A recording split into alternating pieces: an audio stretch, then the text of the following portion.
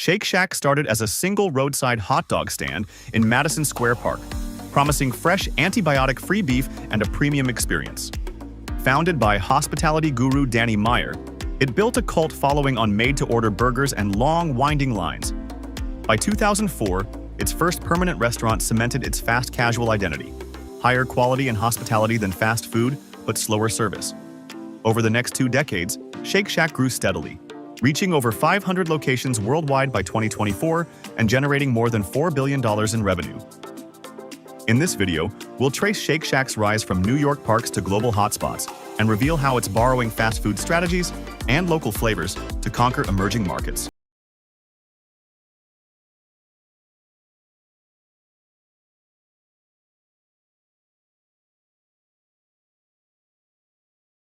Welcome to Farm2Feast, connecting you to the leaders and ideas transforming food systems.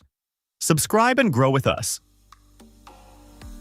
Shake Shack is expanding and is taking a crack at emerging markets through local partnerships, savvy menu adaptation, and a speed meets quality model that's scaling globally. But expansion brings growing pains. Fast casual's cook-to-order model clashes with diners' expectations for speed. To bridge the gap, Shake Shack is embracing fast food playbooks, drive-thrus, digital kiosks, rest stop concessions, and optimized kitchen flows. They pre-cut lettuce off-site, start cooking when you order rather than after payment, and run time motion studies to eliminate wasted steps. These tweaks shave minutes off service without sacrificing that signature fresh-made taste. Internally managed locations remain the backbone, but international growth relies on licensing partnerships. In 2024, licensing fees contributed roughly $45 million, driven by collaborators in Tokyo's Shibuya district, Dubai's Mall of the Emirates, and Kuwait's Marouj. These operators invest in prime real estate, navigate local regulations, and tailor supply chains, enabling Shake Shack to open doors faster and more efficiently than going it alone. Localization is more than a gimmick. It's a loyalty driver. In Singapore, the Chili Crab Shack Burger blends the city's signature sauce with Shack's classic patty. Seoul and Shanghai outlets offer spice-forward twists, and the Korean fried chicken sandwich, born overseas, now stars on menus worldwide. These culturally resonant variations deepen customer trust, proving premium quality and local relevance can coexist. Emerging market metropolises, Manila, Bangkok, Mexico City, are brimming with new middle-class diners seeking premium yet accessible dining. At the end of 2024, Shake Shack had 250 licensed sites across 20 countries and was rolling out 42 new drive-thrus and kiosks in established markets. The brand's three-pronged formula, trusted local partners, locally inspired flavors, and efficient operations, is tailor-made to scale profitably across Southeast Asia, the Middle East, and Latin America. Shake Shack faces a critical question. Can it preserve its premium, cook-to-order DNA while matching fast food speed and convenience? The answer lies in smart partnerships, technology, and relentless focus on both quality and efficiency. If there's one thing burger lovers crave, it's consistency that wows, and a twist that feels local. Where do you think Shake Shack should plant its next flag? Drop your predictions in the comments. We're listening.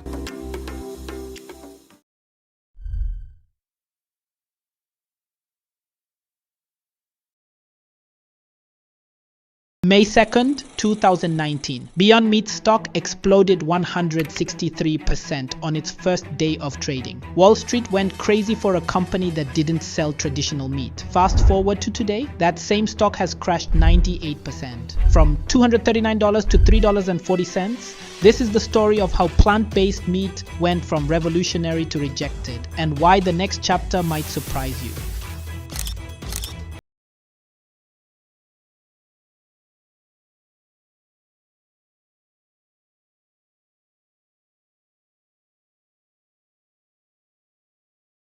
Farm2Feast, connecting you to the leaders and ideas transforming food systems. Subscribe and grow with us.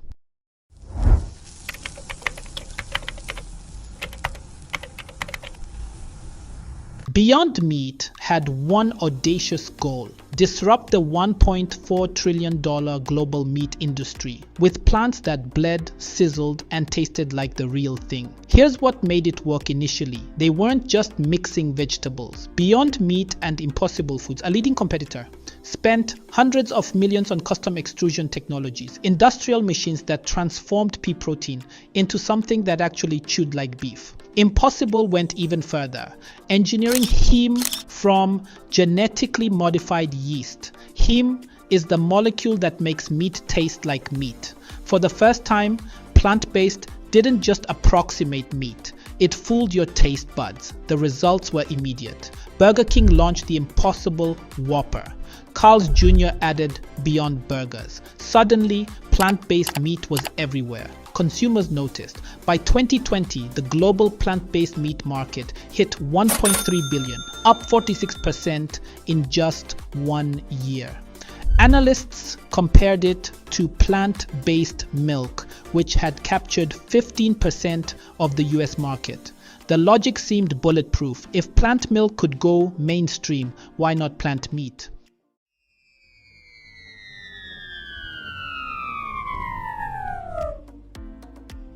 But here's where everything fell apart. After 3 years of growth, plant-based meat sales have declined for 3 straight years. Grocery stores are cutting freezer space. Scanner data shows sales down 19% year over year. When retailers cut shelf space, investors run. Global alt protein funding dropped 42% between 2022 and 2024. So what went wrong? There were 3 massive problems. Problem number 1 is price. Plant-based meat costs $4.20 more per pound than traditional meat. Compare that to plant milk, where the gap is just 31 cents. That's not a premium, that's a luxury tax most people won't pay. Problem number 2 is taste. These products were good, but good isn't good enough. Consumers found them acceptable, not craveable. Without being genuinely better than traditional meat, repeat purchases never materialized. Problem number 3 is about health concerns. You can change your diet, you can change your lifestyle, and you can become healthy. My kids, I sneak in more plant-based foods because it's actually better for At the end of the day, if you're having beef and chicken and it comes directly from plants with no cholesterol, no saturated fat, or no trans fat, it's better for you and it's better for the environment.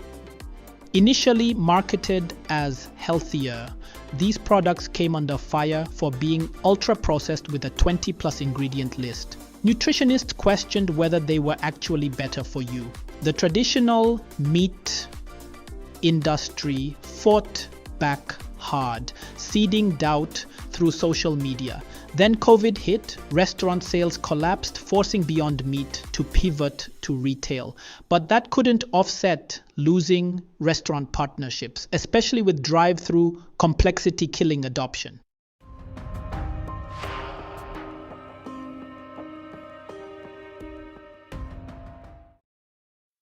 Here's the twist. While these companies failed commercially, they cracked the code technically. Impossible figured out how to recreate the Maillard reaction, which is the chemistry that makes meat brown and develop flavor when cooked. That's breakthrough level food science. Beyond mastered pea protein processing, creating scalable methods for textured meat with near identical chew and flavor. The kicker? Both companies made their patents public, opening doors for licensing and tech transfer worldwide. Despite the setbacks, the global plant-based meat market still hit $7.17 billion in 2023, projected to grow 19.4% annually through 2030. The question isn't whether the category will grow, it's who will capture that growth.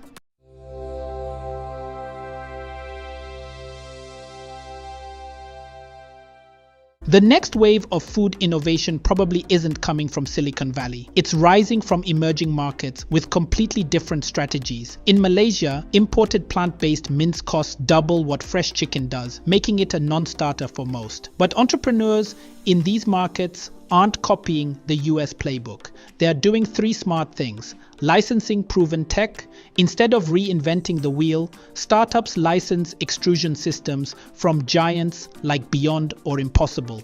This saves time and money, allowing faster local market penetration.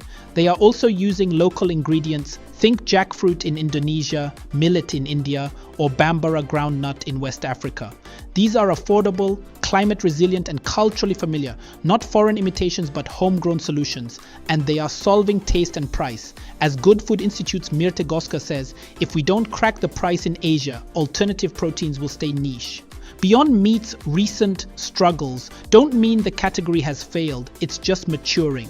Demand for meat is rising, climate pressures are growing, and sustainable protein is becoming essential. The real breakthrough won't come from another IPO, it'll come from a lean startup in Durban, a biotech lab in Ho Chi Minh, or a jackfruit processor in Jakarta.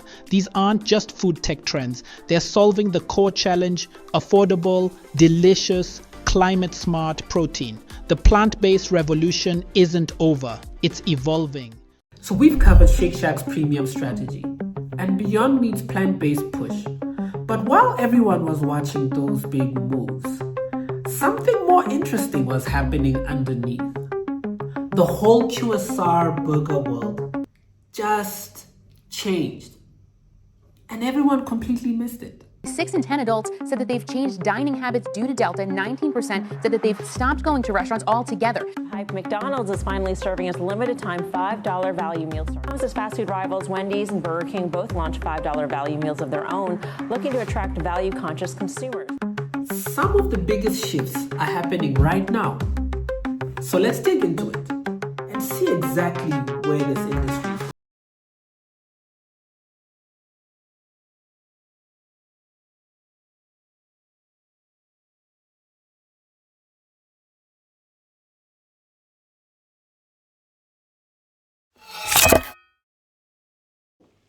Hey, what's up, Farm2Feast family? So we're wrapping up our burger series. I say series because we'll be doing a lot more of these coming through. We did an episode on Shake Shack's premium strategy, and then after that we also showed you another episode on Beyond Meat's plant-based push. And what you're seeing now with my face is what we call an original, where we discuss the industry maybe a little bit more in depth and we tell a holistic story on the series that we're doing. So this is basically the wrap up of our burger series today. And I've been thinking about something, when COVID hit, everyone said the restaurant business was finished. So far, the restaurant industry has sustained one of the heaviest blows due to the coronavirus.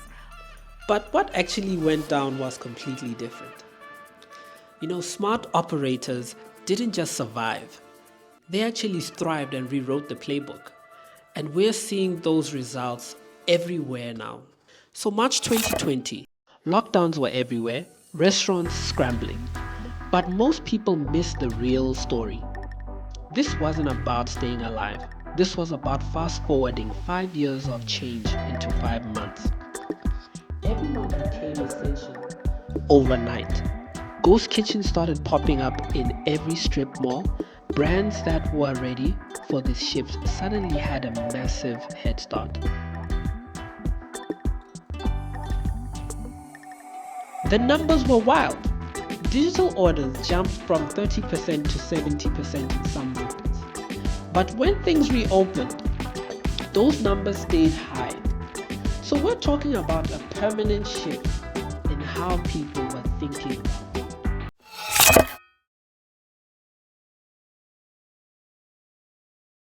Let me tell you about something that's been flying under the radar. You know Jollibee? Yeah, the Filipino fast food chain. Exactly. They've been absolutely crushing it. We're talking about a 27.8% growth in Southeast Asia, over 50 new stores just last year. But here's the interesting part. They just hit 100 locations in North America, and they're targeting 350. This is what smart expansion looks like. They're not trying to be McDonald's, they're being Jollibee, but adapting to local tastes while keeping their core identity. It's like the perfect case study in how to scale without losing your soul. And the Filipino diaspora, they're not just customers, they're brand ambassadors. That's the kind of loyalty money just can't buy. Let's talk about the elephant in the room. All this growth is happening while everyone's dealing with inflation. and customers are not having it. McDonald's saw same-store visits drop 3.6% in Q1. Burger King, KFC, Wendy's, they're all reporting the similar issue. And it's not just about high prices. It's about what people think they're getting for their money. When your value meal costs $12, it isn't really a value meal anymore. And customers are shopping like investors now. They want quality and they want experience. But they also want their money's worth.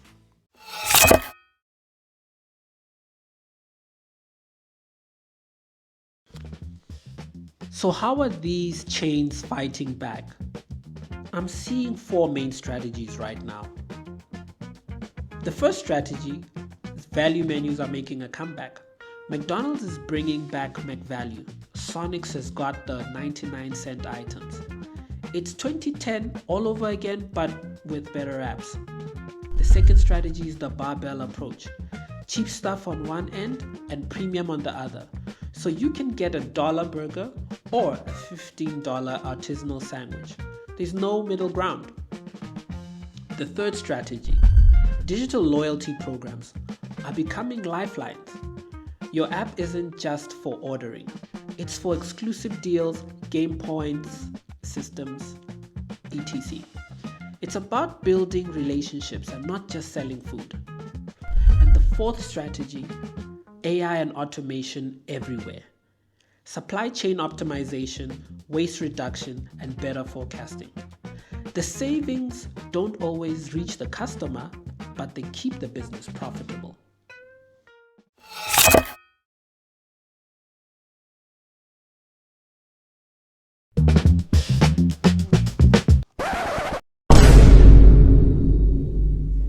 Ladies and gentlemen, we got him. Let's talk ghost kitchens. Ghost kitchens just aren't a pandemic thing. They completely changed the game. Think about it. Lower overheads, multiple brand concepts from one kitchen, built for delivery from day one. Some of these operations are pulling in revenues that would make traditional restaurants jealous. And new players? This changes everything. You don't need prime real estate anymore. You just need great food, smart marketing, and a solid delivery game. The barriers to entry just got way lower. So where does this all lead? 3 things I'm watching. 1, the global local hybrid model. Brands like Jollibee prove you can scale internationally while staying true to your roots. That's the future of expansion. 2, technology integration, AI automation, predictive analytics. The chains that master this will have massive advantages in efficiency and customer experience. And 3, the value equation. It's not just about cheap food anymore. It's about perceived value, brand presence, and digital engagement. The winners will nail all 3.